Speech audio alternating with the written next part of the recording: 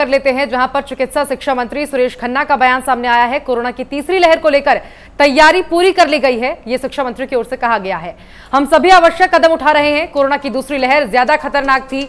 UP सरकार के प्रयास से यूपी में कोरोना का असर कम हुआ है।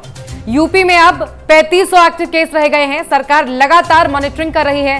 कोरोना के अलग अलग version delta, delta plus, black fungus सामने आ रहे हैं। हमारे विशेषज्ञ लगातार इस पर काम कर रहे हैं। विशेषज्ञों के सलाह पर हम लगातार अमल कर रहे हैं। ये बात यूपी के शिक्षा मंत्री की ओर से कहा गया है।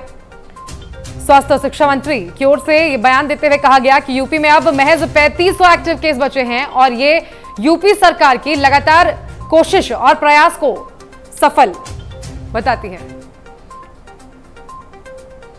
मीटिंग चल देखे उत्तर प्रदेश ने पहली लहर झेली कोरोना की और मैनेजमेंट की कुशलता के कारण पहली लहर जो है उसका प्रकोप वाइल्ड भी रहा, हालांकि देर तक चला लेकिन समाप्त हो गया। जब दूसरी लहर आई उसकी तीव्रता ज़्यादा थी, लेकिन दूसरे प्रदेशों के मुकाबले हमारे मैनेजमेंट की वजह से इसका भी प्रभाव को न्यूट्रलाइज करने में हमारा संगठन, हमारी सरकार सफल हुई। और आज की तारीख में जहां महाराष्ट्र है, कर्नाटक है, केरल है, तमिलनाडु है, इन प्रदेशों में बहुत ज़्यादा केसेस हैं, उसके बाद भी हमारे यहाँ लगभग 3500 केसेस केवल।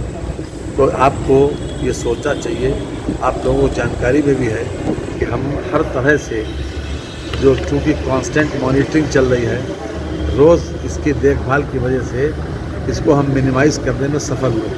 लेकिन ये मान के चलिए अभी ये समाप्त नहीं हुआ और इसके तरह तरह की शाखाएं जो हमारे सामने आ रही हैं, चाहे वो डेल्टा हो, चाहे डेल्टा प्लस हो, या इसी तरीके की ब्लैक फंगस हो या दूसरा फंगस हो, इस प्रकार के जितने भी हमारी बीमारियां सामने आ रही हैं, हमारी जो एक्सपर्ट ओपिनियन है, जो हमने थिंक टैंक बनाया डॉक्टर धीमन की अध्यक्षता में, वो हमको लगातार इसके लिए अवेयर भी कराते हैं और इसके लिए इस बात के भी सुझाव देते हैं कि हमको क्या क्या सावधानी बरतनी चाहिए।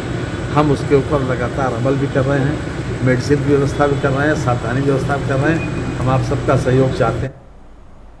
उधर